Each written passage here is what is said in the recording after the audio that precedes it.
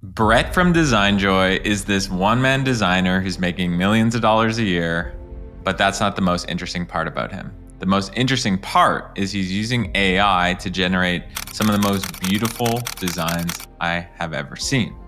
And Brett, by the end of this episode, what will people get out of it? So I think people will be pretty shocked by the simple path it is to arrive at like beautifully generated graphics, whatever, no matter what you're doing. There is no kind of magic behind the scenes all that much. These tools are really powerful. Long story short, it's super easy. And I think people will be surprised by that. Hey, you want $5,000 to go build out your startup idea? Because I'm giving away $5,000. So it's a giveaway. We're doing it. The way to enter, super simple and free. So let's go ahead and do it right now. Step one is like this video. So go ahead and go find that little like button. Boom, like, done. Second thing, comment on this video. Go to the comment section, scroll down. Oh, there it is. Answer, what startup would you want to build with the $5,000? Don't know the answer to that? That's okay. Even what space do you want to go build in? Dating app, fintech app, you name it. And then number three, you're going to want to go to ideabrowser.com. I've pinned it. It's a pinned comment. So you can go to that link, hit it, open it up, and you're going to see this website that gives away a free startup idea based on a trend every single day. So we're literally dishing out free startup ideas. This is a startup I co-founded. And go and sign up to it for free, and hopefully it'll get your creative juices flowing. I want to give a special shout out to Bolt.new for ponying up the $5,000 to give to you. They're putting their money where their mouth is. A lot of you know Bolt.new because I've used the product a lot. But for people who don't know, it's a AI coding tool where you write a few words and software magically comes out of it. It's a beautiful thing. Check it out, Bolt.new, and thank you for supporting the Startup Ideas podcast. And for the last giveaway, we're going to announce who won in a few weeks. I'm actually hoping I can bring them onto the podcast and film their reaction. So we'll see. Hopefully they want to come on, but excited to announce who won the last $5,000 giveaway. The Startup Ideas podcast. Sipping time, baby.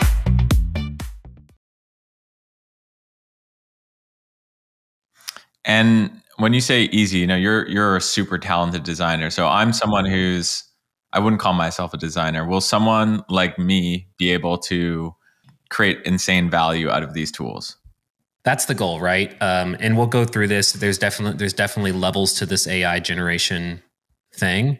Most of the content that I put out there is not geared directly towards designers. It's geared towards, anybody with a Midjourney subscription, ChatGPT subscription. So really don't have to have any prior design knowledge at all. Having good taste definitely helps, but aside from that, there's really no skill issue here at all if you're a non-creative. Cool. All right, let's get into it. Yeah, so there's a lot of different realms with this generative AI sort of phase that we're in right now. You have image generation, you have video generation, you have all kinds of different things. So we'll start with the top. We'll start with like the easiest form if you want to kind of get your feet wet with this AI creation thing that we're in right now. Not sponsored by any of these tools. These are just tools that I use in different sort of circumstances. So we'll start with like the easiest. Then we'll go into like the realm that I play the most in. So like if you just wanted to, for example, if we're in here, essentially like Higgs Field is one of those, if, again, you have no experience at all. You want to just see how this works. So Higgs Field is basically all these templates that you can use, right? So we can try one out if you want to. Can we do that real quick? It's a pretty quick thing. So one of the hardest parts about AI is understanding how to talk to the AI and what to tell it to actually do. I mean, if we're doing an ad, for example, when it comes to video, most of us don't talk like a director. We don't know what dolly in, dolly out, all that typically means. So Higgs Field is coming down to our level and giving us these sort of preset actions, so to speak, and effects. And so we can let's just take this, for example, here, and I'll show you how well this works. So Let's go. Let's see. Hopefully this follows me. So let's do like a liquid death can. Do you drink liquid death? You ever tried it? I've tried it. I like my water out of a glass bottle, you know? I hear you. Yeah. That's fair. I've never tried it, so I'm neither a fan nor a foe. So we'll just add this in. So let's say you have a drink company, or if you have anything, really anything, we'll see how actually well this works. So literally all I did was I picked a preset, right? Uploaded a picture of a product, and let's just hit generate and see what happens. So hopefully what it should do, well, actually we've done this before, so we don't even have to wait for this. So what it should do, I think there's one down here that was interesting. Yeah. So it actually takes into consideration the can and the branding. It could swap the model out, and then when you play this, it's oh my God. It's perfect. It maintains the text on the can. That's one of these things where the text has always been kind of the problem child of AI generation because it never quite got it right. Well, we're past that point now. It gets text right. I wasn't into liquid death before, but after watching that video, well, I'm into liquid death. There you go. Yeah, I mean, it is quick, right? I mean, the hardest part about AI generation, just waiting for the image to generate.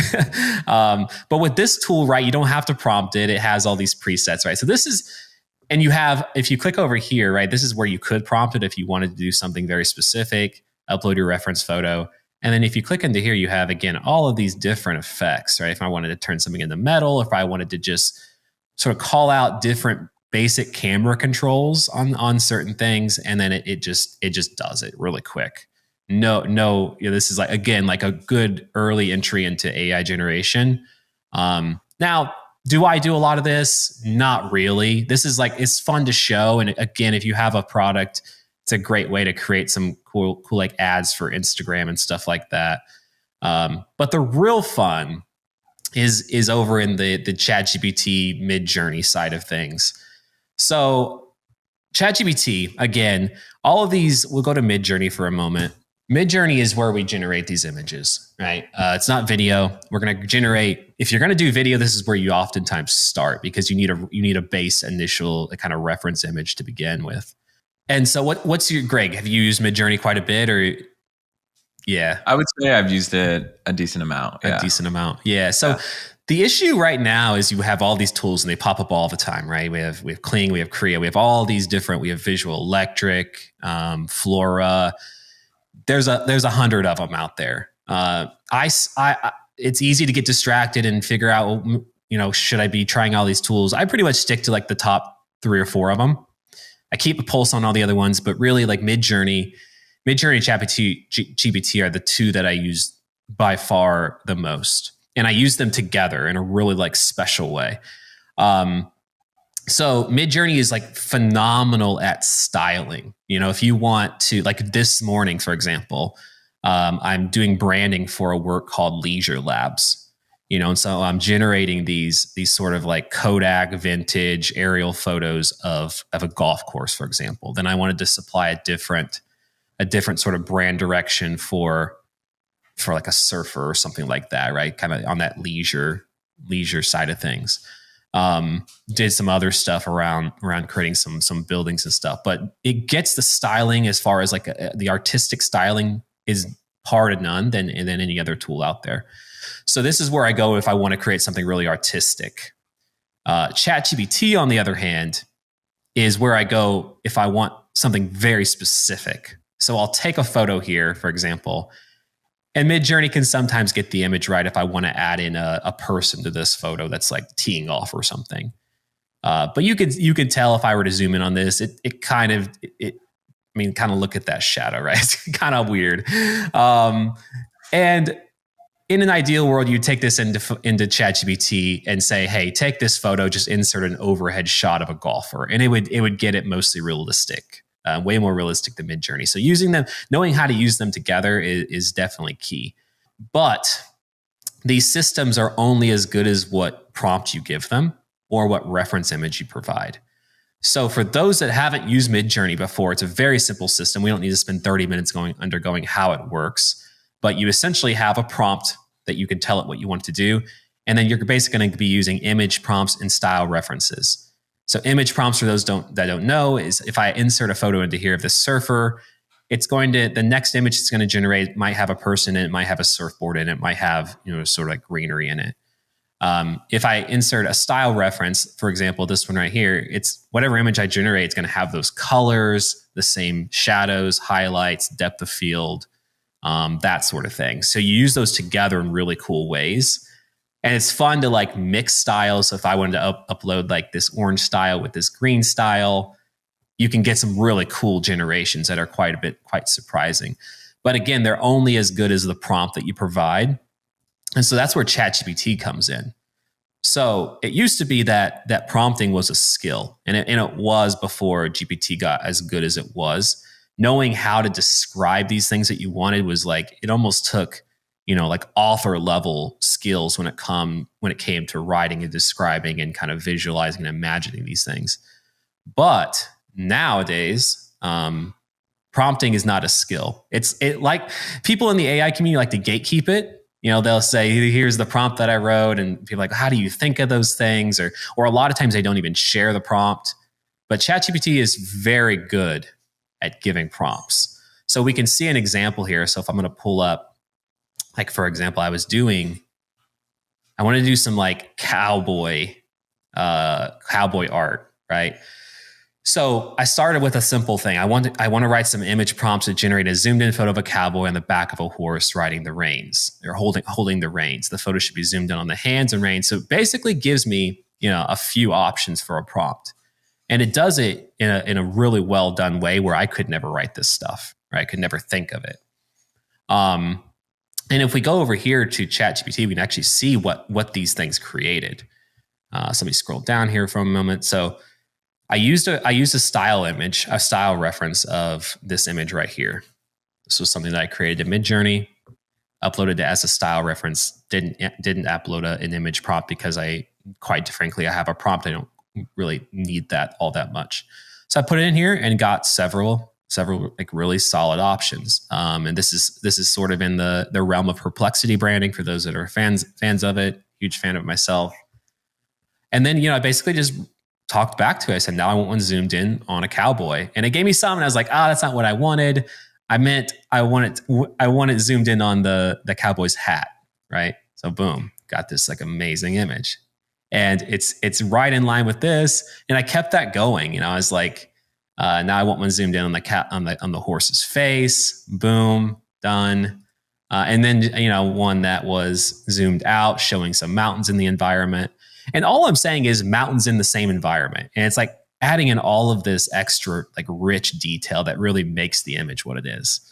So I'm just over here. And then you could say you could even tell ChatGPT, say, hey, I want to create a collection of these as posters. Give me some different scenes that tie back to the same, initial prompt, but have different elements in different environments. And it'll just dream up all these collections. You don't have to say like a zoomed in photo of the horse, a zoomed in photo of this or whatever. You can let it kind of dream and imagine for you, which is really cool. So this is the starting point for really good generated, AI art, is actually constructing a good prompt. And then you take that into here, you plug in a style image and boom, you're done at this point if you want to do that.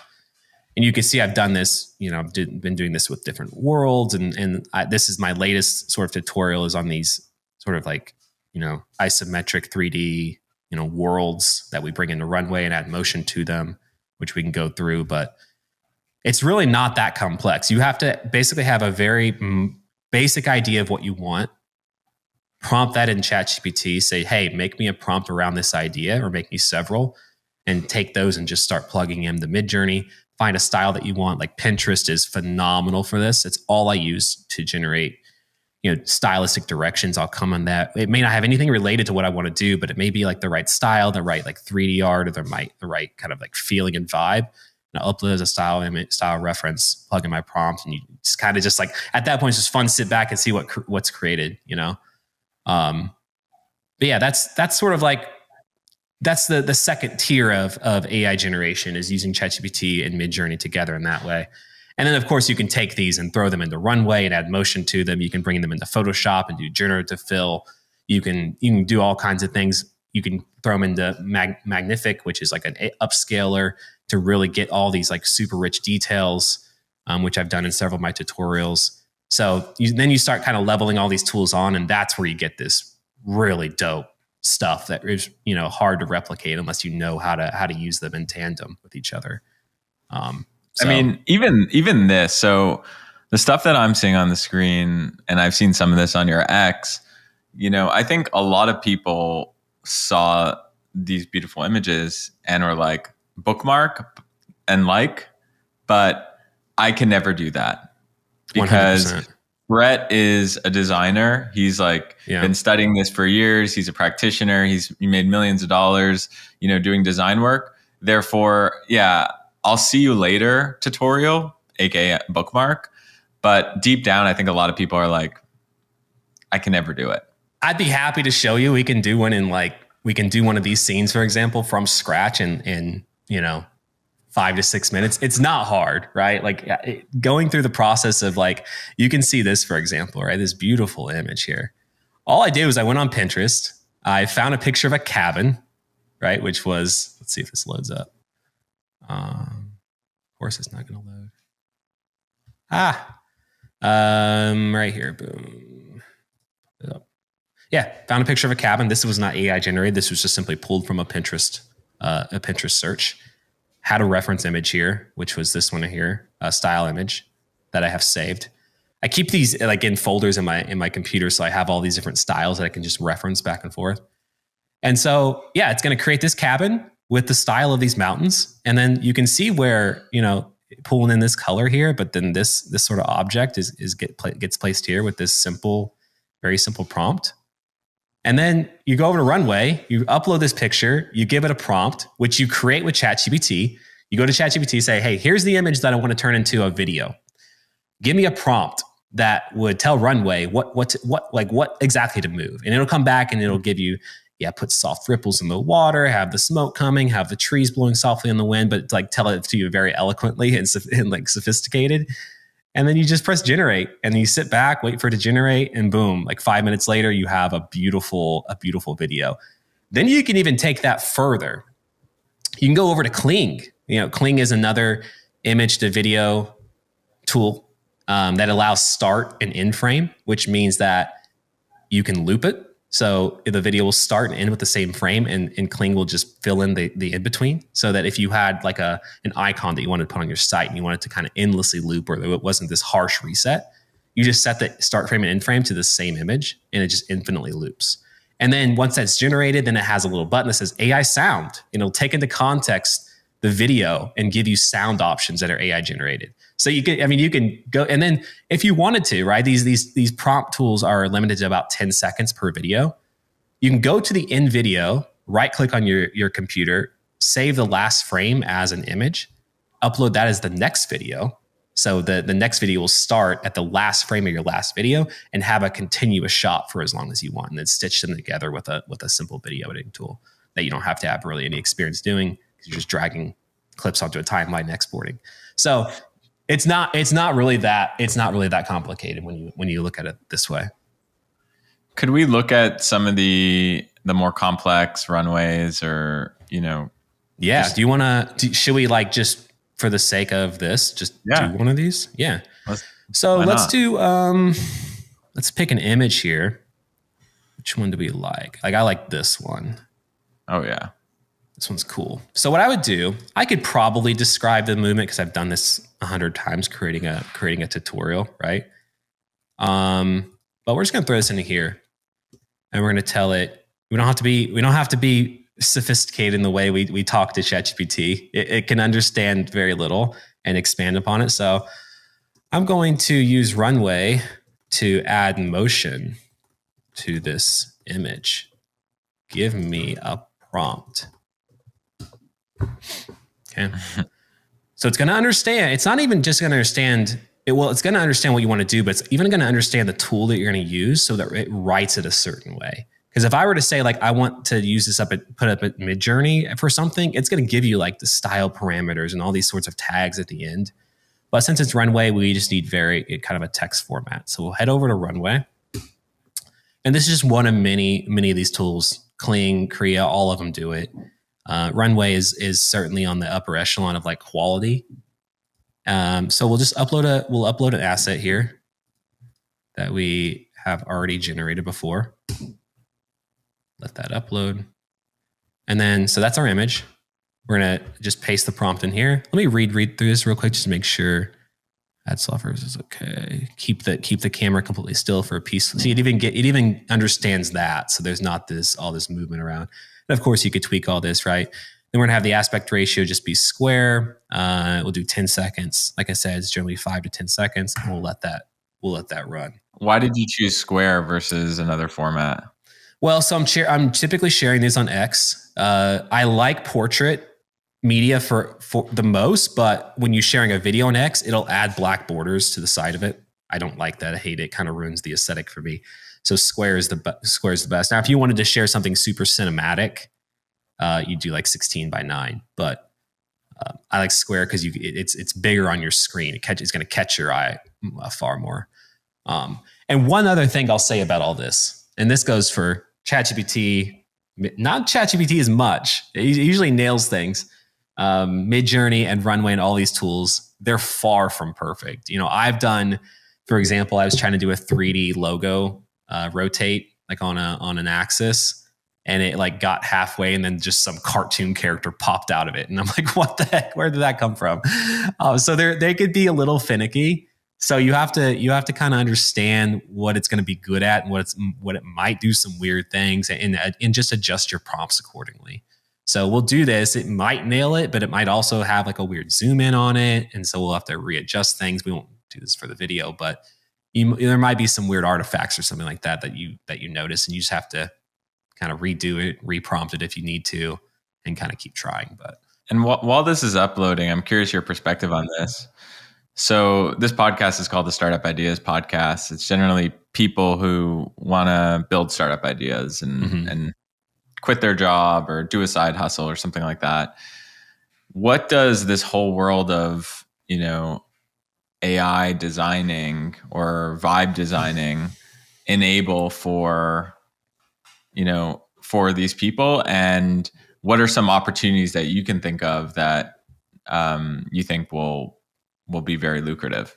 Yeah, I mean, there's what's capable today, which is, again, like a lot of what's being shared out there is really more on just like the fun creative side, kind of just testing these tools out, generating things that aren't quite used every day in the actual design world, more than just like a Twitter post, sharing a tutorial. But I think the biggest opportunity right now for creatives is really on the branding side. The web design side hasn't really had its day in AI quite yet. It's on its way with tools like Bolt and Lovable and all these, but the output's pretty mediocre, right? Branding is amazing. So if for example, what I can do for you, Greg, if you wanted to hire me to design like a leisure brand, like I was describing, right? I can go into Midjourney over here. I can, as your designer, or even once you find one asset that you really like, you can go into Midjourney. You can actually set up a mood board. Have you ever done this before or seen this before? No. Yeah. So you can set up a mood board, right? And I set up a mood board for these cowboy images. Now, anything that I want to do at this point in time, I can use this code as a prompt, and it's going to reference back to all of this here. And so it gives you the ability to basically create content that relates to one another. There's continuity between the content and it's what's the word I'm looking for? Consistent, right? So I could give this to you, and then you could basically, if you have, this is a background or whatever for a social media post or whatever it is, you have the ability to then begin to kind of replicate that at very fast paces, and it's all going to be kind of cohesive. There's little things like it's not good at logo design right now. You can't really like generate the entire brand using it. It's not, text isn't perfect. It doesn't do vector art, things like that. So you still need a designer for some of those pieces. But once those pieces are set, the ability for you to take those references and continue to build new additional creatives off of it is really where the opportunity is today. I think that'll get even crazier as times go on, especially with the website side of things and like that sort of thing. But branding is really the biggest leverage point at this point when it comes to AI and the ability to just generate consistent assets, at a very quick pace. But yeah, obviously outside of that, ChatGPT and stuff can be used for all kinds of things when it comes to startups. But the actual design piece, that's really where the majority of the opportunity is at this point in time. Let's go back to this and see if it did it. So we'll play this and hopefully we cross our fingers and it just nails it. Put that in a museum. You know what I mean? Right? And then what's crazy, okay? We can sit down here and we can say upscale to 4K and we just click it and it just does it. Now we have a 4K video. And then what's crazy is you can take this, I can right click on this and save a video frame. I can bring this back over here and say, hey, Runway, or ChatGPT or Midjourney, like pretend as if you're a real estate photographer. And I need different angles of this building shot for a listing or a magazine or something like that. And it can get into that role and take this reference and take different shots of it. Then you could throw those into Runway, add the same motion we just did, stitch them together in one video, and then you have this amazing, multi-frame, multi-scene video very quickly. So it's pretty amazing. I would imagine the use case for a lot of these videos is going to be ads. Yes. How would you, if I wanted to put text on top of these videos, is that possible? Yeah. So text on top. So it does require, there's certain things where you want to branch off, right? Like you could tell Runway to do that. It may get it, but if it doesn't, it's slightly off. You can't just like use your mouse pointer to like move it, right? It's embedded in the video.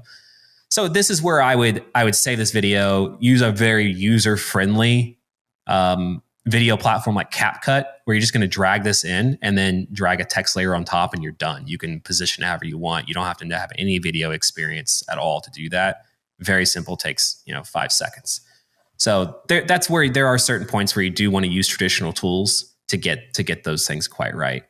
But again, like ChatGPT does a good job of that, but ChatGPT doesn't do video really. They have Sora, but it's really poor output. But yeah, just like I was doing stuff this morning for an e-commerce shop and they have their products on set on these like cool background images and stuff. And so I was just generating all kinds of psychedelic, weird like background images. But yeah, it's a creative person's dream, but it's definitely fun, even if you're a non-creative, to be able to just generate something that's beautiful as this. Like you could never have done anything remotely close to this. I'm a creative and I could have never done anything remotely close to this for the rest of my career, most likely. But now I can do it in 5 minutes. Brett, this has been eye-opening. I'm getting my hands dirty literally right after this. Thank you for coming on. I'm going to include where to find Brett and follow his tutorials in the show notes so people can go and follow him there.